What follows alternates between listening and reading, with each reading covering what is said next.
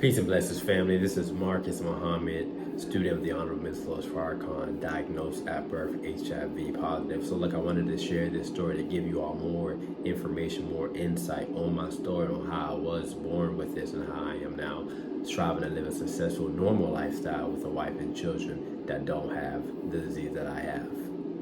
Okay, before we go any further, I just want to thank you for your time. Thank you for checking out my story, and make sure you click that subscribe button so that way you can stay updated on all this powerful, inspirational content that I'm going to be dropping.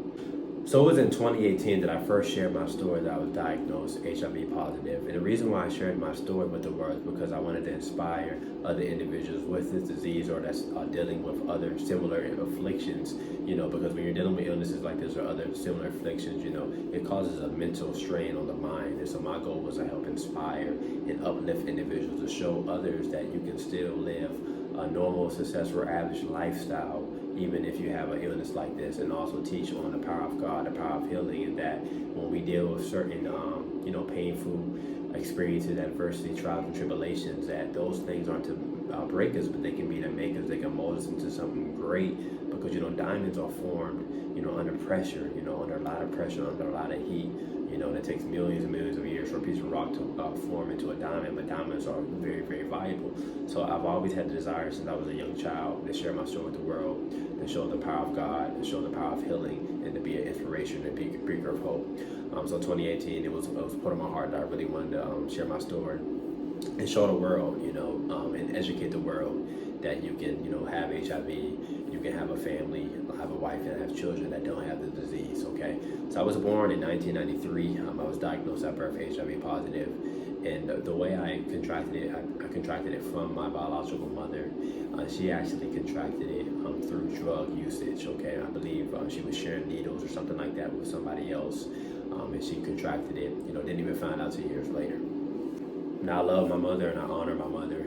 She passed away in 1995. I pray that God's pleased with her. She tried something, she made a mistake. She was on drugs. People do things and they may not necessarily know the consequences of what they do, and I understand that God doesn't make any mistakes, and we live in an imperfect world, and we live in it, we're imperfect people, so a lot of times we do things and there are consequences to those things. So I understand how I got the disease, but I'm not anybody to live in regret. I'm not anyone to live in shame, but my head tucked, head down all the time. I keep my head up, and I always try to settle on the best part, because in the Nation of Islam, we're taught to settle on the best part of each other, not the worst part. So that to say, I'm forever thankful for my biological mother. I'm thankful for my mother who raised me, who taught me to love her, who taught me to love and honor God, and taught me not to allow this disease to hold me back, and to help others one day when I grew up. When I was a young baby, my mother didn't know for sure if I would live to be a teenager, if I would live to be an adult. As a matter of fact, the reason she thought that was because there were so many people back in the 90s that was dying from HIV and AIDS. And so one day when she took me to the doctor, she had saw older teenagers in the Infectious Disease Specialist Center at the Children's Hospital in Washington, D.C. And so she had inquired to one of the doctors about, me being a teenager, living to a teenager with this disease. And it was like, oh, no, man, Marcus may not live to be that old. By that time, he may have developed AIDS already. And if he is living, then he may be sick, very sick. However, God blessed me to still be here. My mother wasn't sure then, but she had faith in the law of God. She continued to pray.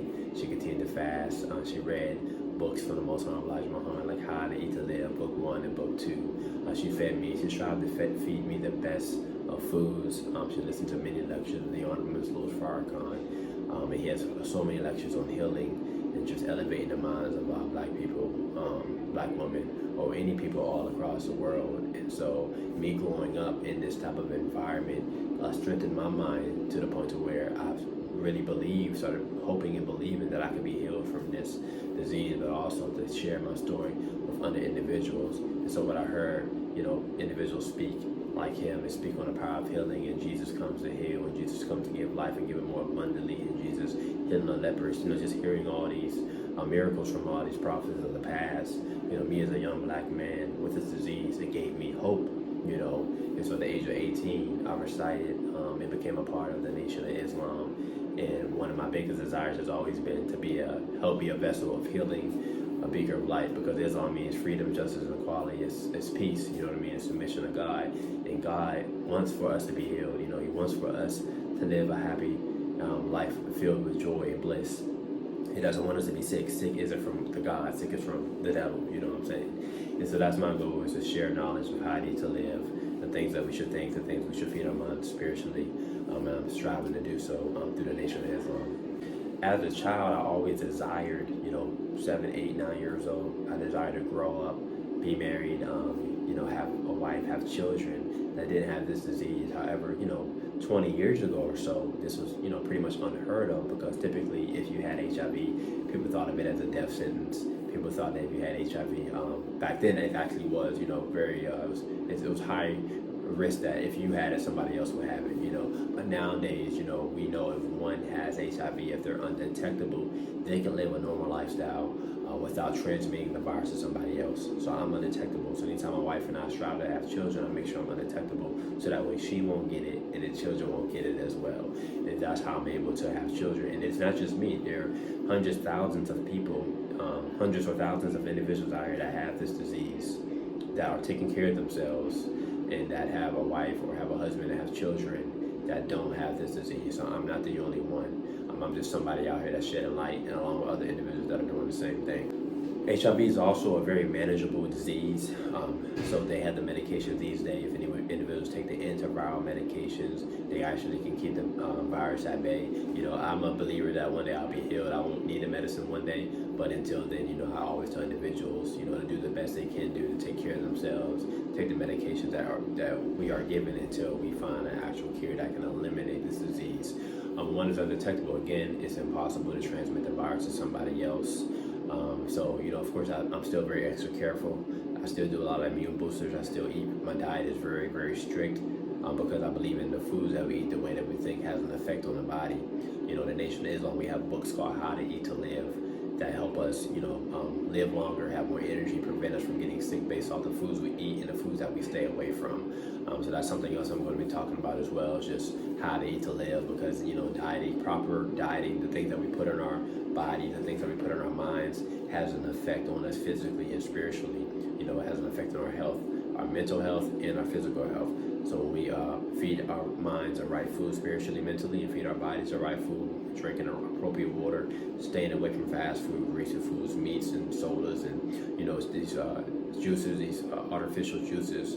When you start eating properly, your body starts to naturally heal. And that's why I believe that any disease that's out there can be healed with the proper diet. So just my story, family. Make sure you stay tuned. Again, born HIV positive, have a family, they don't have it. And my goal is to inspire and educate other individuals on the reality of HIV, the power of healing, and inspire them to elevate our minds to a new level. Stay tuned. Peace and blessings. Make sure you hit that subscribe button.